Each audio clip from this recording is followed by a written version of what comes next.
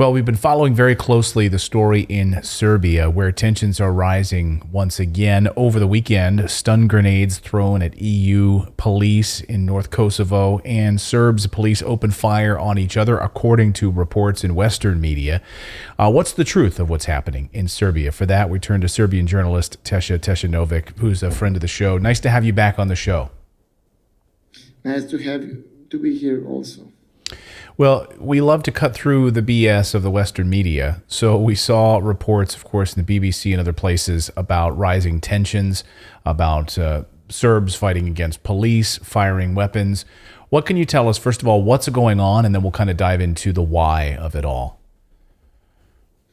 Well, currently you have a barricade in the north of Kosovo. Just to give you a little bit of a context, there are ethnical divisions in Kosovo, and north of Kosovo is mostly populated by ethnic Serbs who basically don't recognize the independence of Kosovo.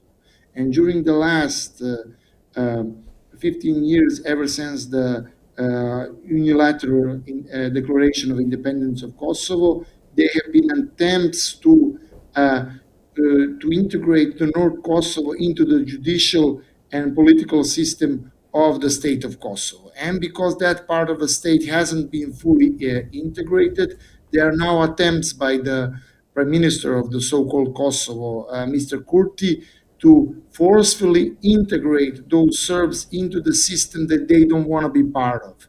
And as a part of that integration, there are attempts to impose the so-called license plates of the state of Kosovo and the many other things. And because of that, the Serbian ethnic community in the north of Kosovo has started.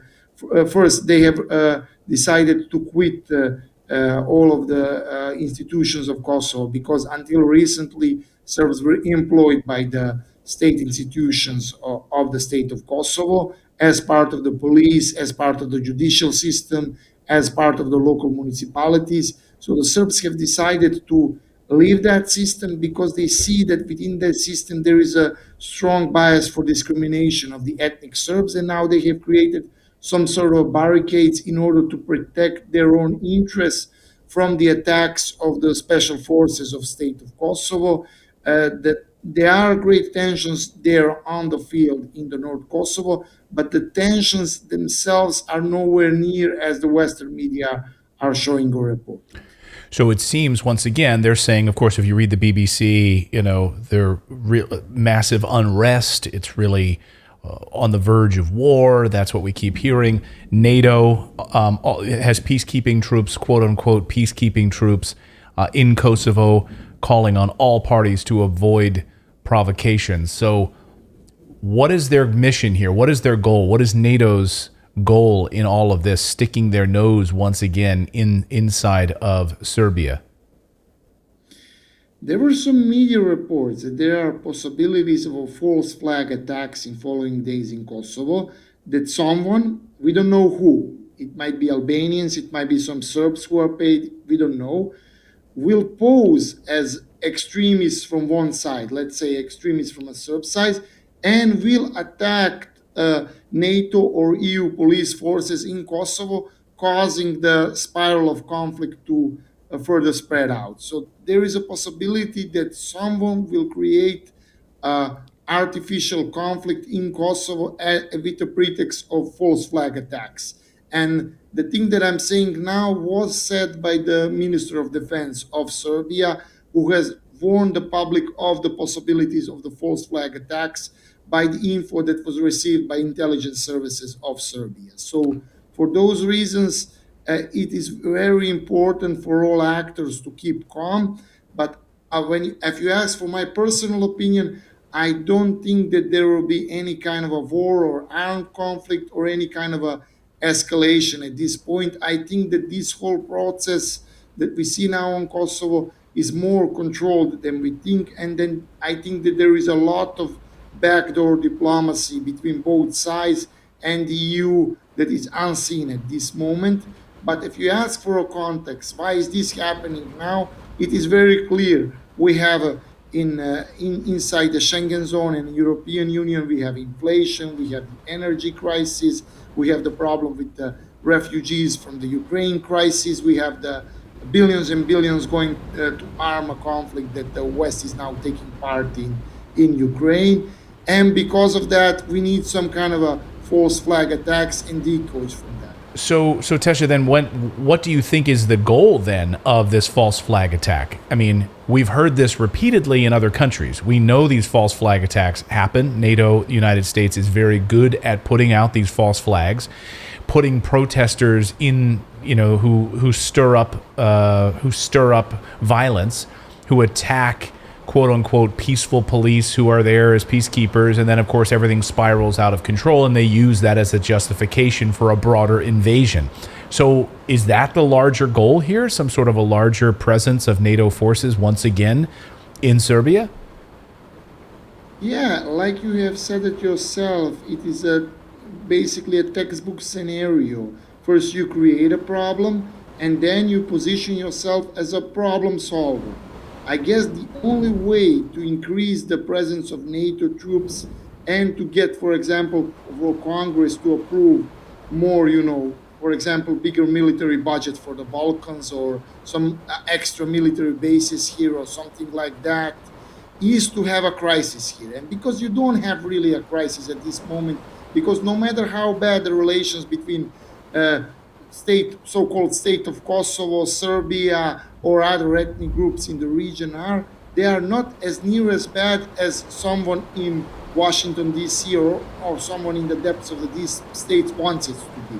So I guess that if you create a false flag attack, and if then on the other side some people act with more temper than they should and react to those attacks with violence, we could create a very dangerous scenario. They could create a very dangerous scenario that could lead to some like additional bases, maybe extra military installations here or whatever is their goal. What is the comments from the President Vucic? What has he said about this? Do you get the sense that, because according to the BBC, President saying that he wants to diffuse the situation, is he doing enough to diffuse the situation?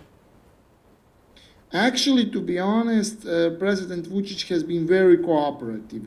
The reason why and that's a thing that I personally don't agree on, but one of the reasons why we don't have more tensions in Kosovo is that because after the 2014 and the signing of the so-called Brussels Agreement, Serbia has decided to give up a lot of its soft claims to the territory of Kosovo and Metohija.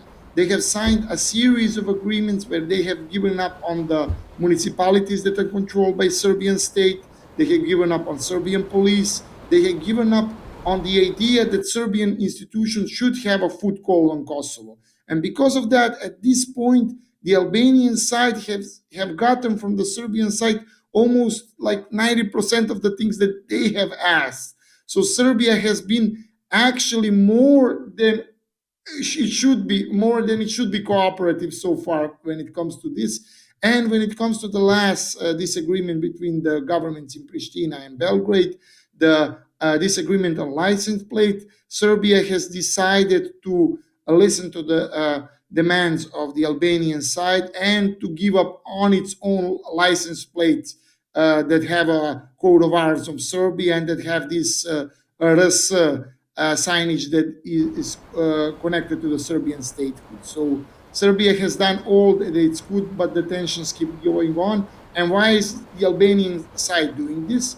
Well, it's a known strategy of moving the so-called overtone window. You create an escalation, then as a demand, so you would return to the status quo, you ask from the other side to do some kind of a concession. Then when that side gives you a concession, you leave things as they are for a month or two. Then you have another escalation at some other issue that you haven't agreed on, and the overtone window moves eventually towards the Kosovo independence. So that is basically the whole strategy of Albin Kurti as a prime minister of Kosovo.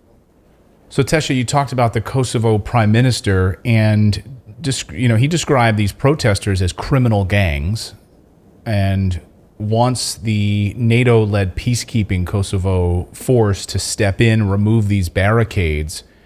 Does that seem like a smart move? Well, it's a move that could lead to the possible escalation because those people there don't have any kind of a military force behind them. The Serbian military hasn't been on Kosovo ever since the end of the Kosovo War and the Kumanovo agreement that has ended the NATO bombing of Serbia. And now they don't even have their own police since the police has been integrated into the Kosovo police. So the only way that they can protest against the decisions that they consider discriminatory is by civil disobedience. And barricades, strikes are known acts of civil disobedience for, like a century or two. So that's the only weapon that those people have. And if you remove them that weapon, if you tell them it's illegal for you to show any kind of to create any kind of a civil strike or to be disobedient towards our state organs, I guess that could lead to the part of the Serbs maybe radicalizing or trying to find some kind of a different answer to the solution that wouldn't be good for the peace on Kosovo and for the both sides. So it's a very actually aggressive move. They haven't removed any kind of a military installation or anything similar. It's just citizens protesting by the rights that are provided by their own constitution. Well, Tesha, thank you so much for your analysis, your insights on this, and please come back often, and we'll keep our eye on this potential false flag attack. At least getting the message out there so cooler heads can prevail. I think that's so important with a lot of these false flag attacks lately, by having independent media covering the potential for these false flag attacks. It seems to really be throwing a wrench into the works of these attacks. I think social media and being able to do these stories really, really helps. So my thanks to you for joining us as always. Really appreciate it. Thank you.